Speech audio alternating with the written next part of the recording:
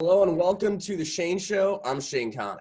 Today we're going to bring in an immigration reporter for CBS News in Washington, D.C. He covers the United States immigration policy, the contentious debate around this issue, and also tells human stories of those who are impacted by it. In addition, he's an alumnus of Rutgers University and Randolph High School. From one Ram to another, welcome to The Shane Show, Mr. Camilo Montoya-Galvez. Thank you so much, Shane, for having me. Of course, great to see you again. Great to see you. So what kinds of things have you been up to lately? You know, you got this whole coronavirus thing and, everyone's being sent home, not doing their normal thing. What have you been up to? Of course, so as you mentioned, Shane, I cover immigration policy for CBS. And, maybe it has not received that much attention, but a lot has changed on the immigration front during the pandemic. So I've been covering, for example, the new policy at the U.S.-Mexico border of turning most people away now instead of detaining them and allowing them to apply for asylum in some cases. So everyone virtually is being expelled now from the border, including children who show up without their parents and asylum seekers. We also have changes to legal immigration. So there's been some restrictions on who can come here to work and to immigrate during the pandemic. President Trump has instituted several restrictions on immigration and justifying them by saying that because of the economic impact of the pandemic, Americans need to have more job openings, and that new potential workers or immigrants might hurt the U.S. economy at this moment. Obviously, that is contested by immigrant advocates and others, but that is the rationale offered by the administration. We have some changes also to asylum. It's a big topic for this administration. For years now, the administration of President Trump has argued that migrants who come here, both without papers and those who ask for asylum at an official port of entry along the border, do so to basically game the system and gain easy entry into the U.S., and that they're not genuine asylum seekers. And so what the administration has done through several policies is make it harder for people to request this type of humanitarian protection because they say it has been taken advantage of. But obviously, a lot of people that I speak to, including some asylum seekers, some of them are fleeing genuine danger. And so these rules have had a big impact on them. But I think other than that, I've been also covering ICE detention. So Immigration and Customs Enforcement, ICE, is an agency that has gained a lot of prominence during this administration, right? We've seen several politicians call for the agency to be disbanded and abolished. And they oversee about 200 detention centers across the country, which can detain upwards of 50,000 people. Right now, they're detaining about 20,000 detainees, and the coronavirus has spread like wildfire inside these detention centers. We've had more than 4,000 people test positive so far inside ICE detention. 4 detainees have died after getting the virus. So obviously, a lot of people are concerned that ICE is not doing enough to protect these people. But the agency obviously has said that it's taking all the steps it can to protect them. So that's basically what I know it sounds like a lot, but that's what I've been covering for the past few months. It seems like pretty cool stuff. And also you said before that as an immigrant yourself, the topic of immigration has been something that's been very important to you. Was that what sparked your interest in journalism overall? Yeah, I think so. I mean, I came from Colombia when I was 7. And I grew up in New Jersey, in Morris County. I learned English here. I went to parts of elementary school here, all of middle school and high school here. And of course, what school did you go to? I'm sorry? Which elementary school in Randolph did you go to? Pembroke. Yeah, I went to Center. Okay, great. Yeah, no, so I went for half of 3rd grade and then all of 4th and 5th grade. at Fembrook. That's where I learned English. I took ESL classes for 2 years. I learned it pretty quickly because it's much more easier to learn a new language when you're that young. At age.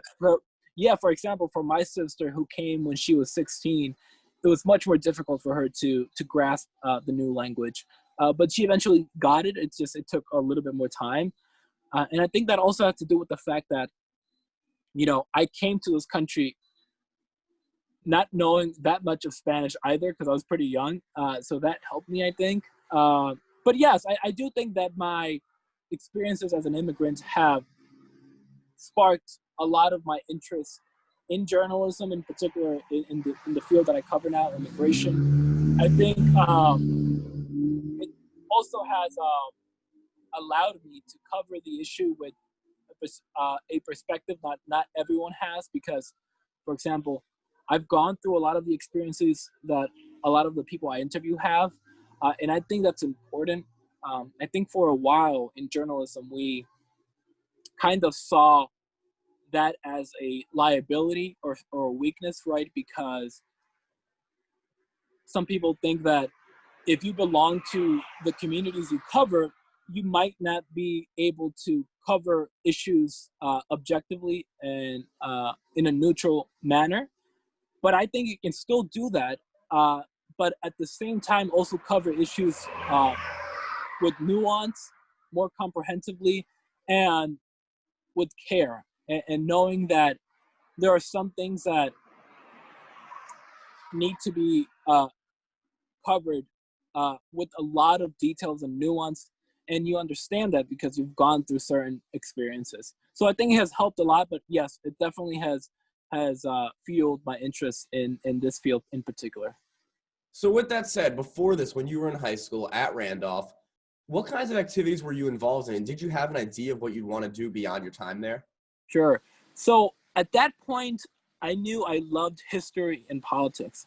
So one of the ways I learned English other than in school was that my dad would buy all these World War II books and movies, and I would watch them all, and I just became a huge history, especially World War II buff. So I would read all these books, watch all these movies and all these series, and I just became obsessed with like history and politics. And in high school, I kind of just started thinking about how I could use these interests into creating a career for myself.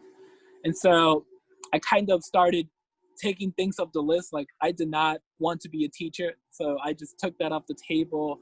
I love teachers, but it just wasn't something for me.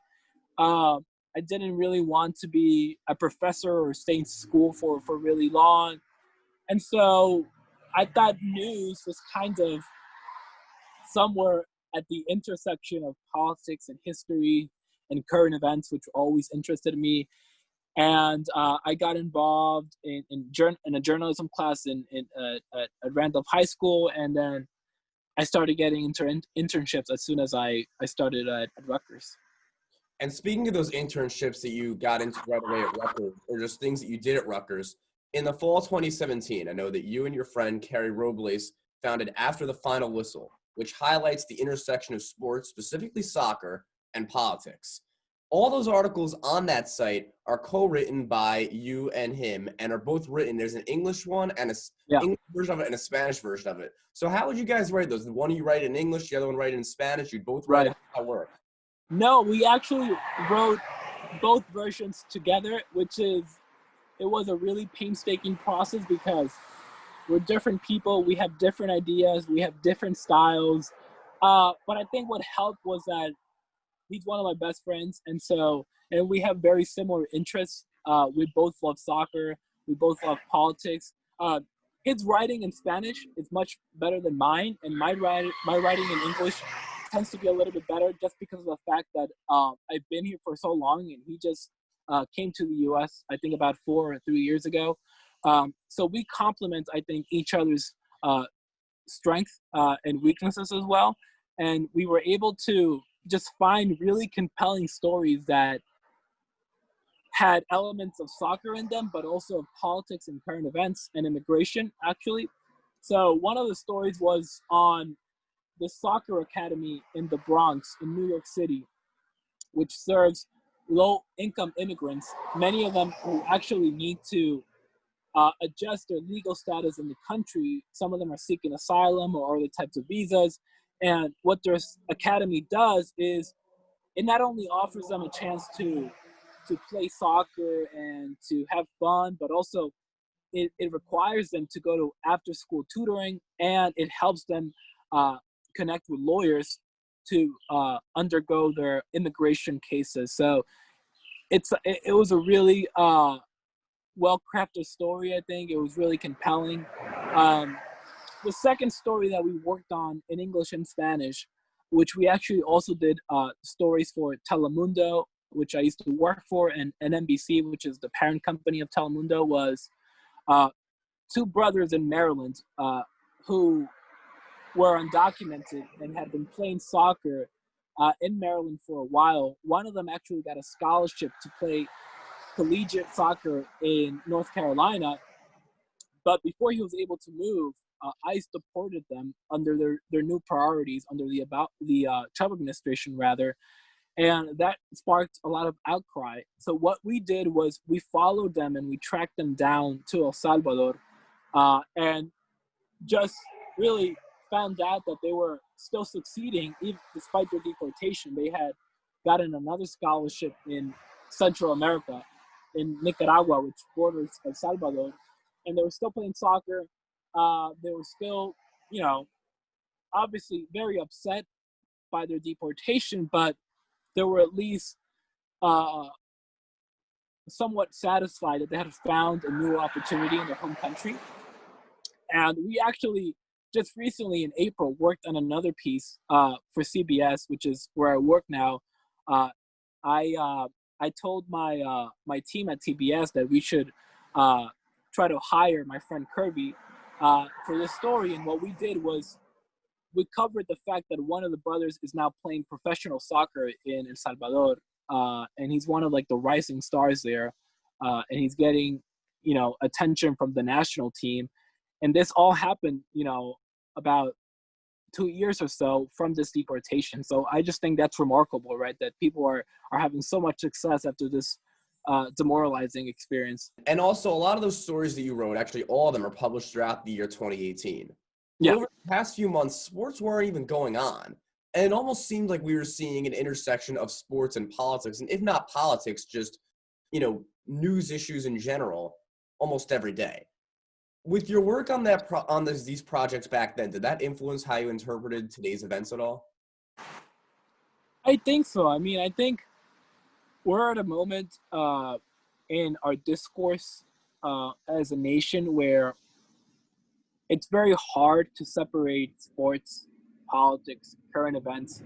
And so that's why I think you see,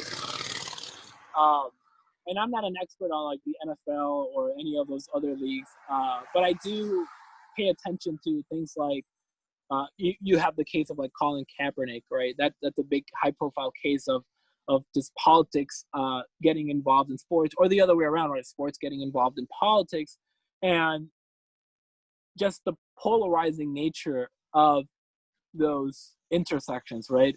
You have certain people who feel very strongly about someone kneeling for the national anthem, and then you also have people who also feel very strongly about his right to do this type of protest against racial injustice, right, and police bias. So, I think it was easier, maybe, that's the best way to say it, to separate those two things, sports and politics, before, but it's just getting a lot more harder because I think people are finding out that, politics is something that you're going to find everywhere. Politics are everywhere in our society, including sports. And I think it's getting much more harder to separate those two, especially because of how polarized we are as a nation, I think. But yes, definitely. I think we were covering that issue, that intersection, really before all these things started to happen, right? Colin Kaepernick, the NBA in China, that's another big issue, right? the pay disparity for female soccer players, right, in the women's national team. That's another issue, a big political issue with sports. So yeah, no, I'm still very much interested in it, but I will have to say that other than soccer, I don't know much about basketball or football or any other sport. Uh, but I do try to pay attention to like the big developments. Yeah. And also, now aside from immigration, you've covered the 2020 presidential campaign when Vermont Senator Bernie Sanders announced his candidacy. You've covered the Mueller report. You spent 2 years, you said earlier, working for Telemundo, NBC Universal, where you Yes. won 3 Emmy Awards. What would Yes. you say comes to mind is the coolest project that you worked on? Huh. And anytime? Yeah. I would have to say this January, I traveled to Los Angeles for CBS to cover the reunion of 9 families who had been separated under the Trump administration's zero tolerance policy in 2018.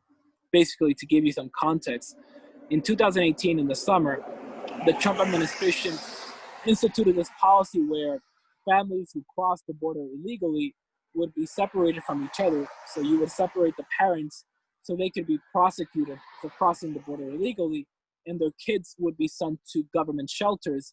But they never really made a system to try to reunify these families after this separation. And that obviously sparked some nationwide protests.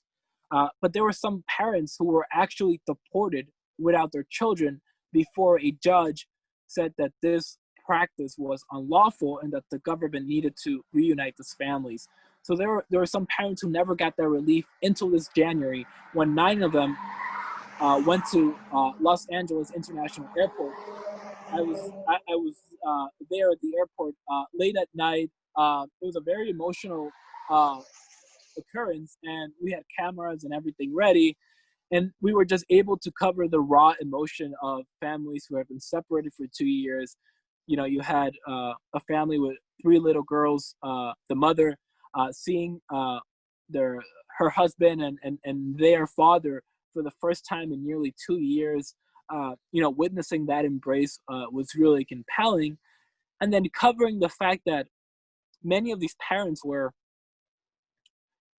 given false information and in some instances coerced into waiving their right to asylum. And many of them had tried to go through the quote unquote right way, which is not to cross the border illegally, but to show up at a port of entry and say, I want to request asylum because I fear for my life in my home country. And so many of them did that, and they still were separated. So it was really a rewarding experience to be able to cover that on TV, also to write, which I love to write, and on radio. So that is something I'm really thankful for, that at CBS, I'm able to do most of my stories through different platforms and continue writing, which is what I love to do the most. So that I think was especially rewarding. And I mean, LA is really nice. So that helped too. It was a really nice experience. Camilo, always great to hear about the things that you have done and always representing Randolph High School well. No, thank you so much, Shane. I really appreciate what you're doing. It's very important. Of course, and thank you for coming on to the show today. Thank you, Shane. Okay? Thank you, everybody, for tuning into this edition of The Shane Show. We'll see you next time. Catch you on the flip side.